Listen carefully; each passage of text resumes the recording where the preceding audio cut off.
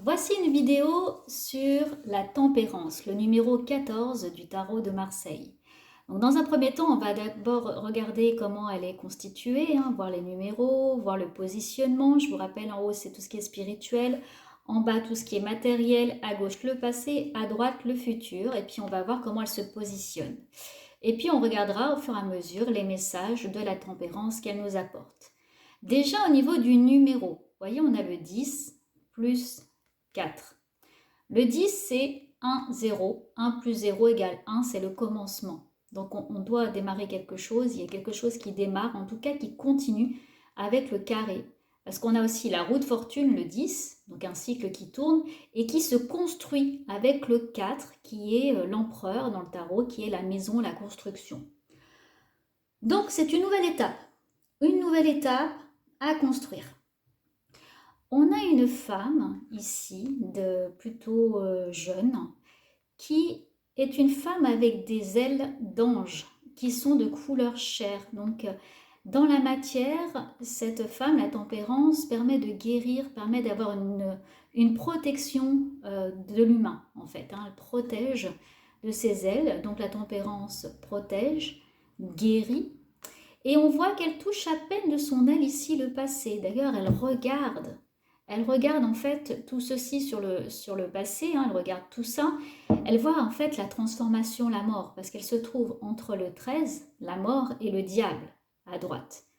Donc elle regarde cette mort et en fait elle va nous inviter à une transformation et un cheminement. C'est-à-dire qu'elle invite, par les deux vases qu'elle tient et par son énergie, elle invite à la continuité. Après la mort, eh bien, le chemin continue. En fait, on avance vers, du coup, le diable, après, vers le 15. Donc, c'est ce qu'elle représente. Et elle le transforme aussi dans le présent, dans la matière. Parce que là, on a un personnage qui est debout, donc qui agit. Donc, il y a de l'action, il y a de mouvement. Et elle a une belle énergie qui est transvase. Si vous regardez bien son visage, hop, voilà, il y a un certain apaisement. Voilà, on peut être complètement transporté, apaisé et au calme quand on regarde la tempérance. C'est l'énergie qu'elle amène, qu'elle tient profondément, vous voyez, avec cette grosse ceinture là autour de la taille. Ce dénouement, elle le tient, elle maîtrise les choses et elle les fait passer. Et en même temps, elle apporte ce calme. Alors, on a donc ces deux vases importants qu'elle tient d'un côté et de l'autre. Même le mouvement, vous voyez, il monte. C'est-à-dire qu'il y a un passage. Le mouvement, il est comme ça, il n'est pas comme ça. Elle ne tient pas de façon stable, elle tient en mouvement. De gauche vers la droite. Vers ceci, ça monte. Donc c'est une énergie qui bouge, elle n'est pas stagnante, cette énergie. Donc le transvasement est un passage. Tout passage est capital dans le domaine spirituel. Ça implique du coup ce mouvement, cette circulation, et la circulation également entre l'esprit, entre l'inconscient et le conscient, entre le corps et l'esprit également. Voilà, vous voyez, il y a toutes ces choses qui bougent et qui se mettent en mouvement. Ça peut être également par cette énergie qui passe. Concrètement, la tempérance, elle parle des voyages, des moyens de transport. Elle parle également de la communication, des relations sociales. Donc ça peut être tout ce qui est Internet aussi, avec le fluide, tout ce qui est communication entre personnes, relations sociales, commerciales également, c'est des transactions. Là, on parle de transactions. Si par exemple vous voulez voir au niveau d'un travail, au niveau d'un achat ou tout ce qui est bien du domaine commercial, c'est cette carte par excellence. Donc c'est très positif si elle sort dans votre tirage. La tempérance est bienveillante, donc elle instaure un climat agréable de confiance dans les relations et c'est un facteur d'apaisement. Avec une continuité, avec ce flux d'énergie. Alors, quand elle est en phase sombre, la tempérance, elle peut nous dire qu'on a du mal à trouver son espace personnel. Voilà, on est empris par les autres, on est possédé par cette énergie qui nous écrase. On a du mal à trouver des décisions, à prendre des décisions, on est en hésitation, on reste dans cette hésitation. On a du mal à bouger, à faire bouger les choses, vous voyez, voilà, des difficultés à ce que cette énergie, elle circule. Et finalement, on reste dans un positionnement, une peur face à des conflits. Alors, cette carte, comme je vous l'ai dit, c'est un ange qui guérit, qui protège. Et elle fait la relation aussi entre le spirituel, l'invisible, les mondes subtils et l'homme. Elle permet cette connexion.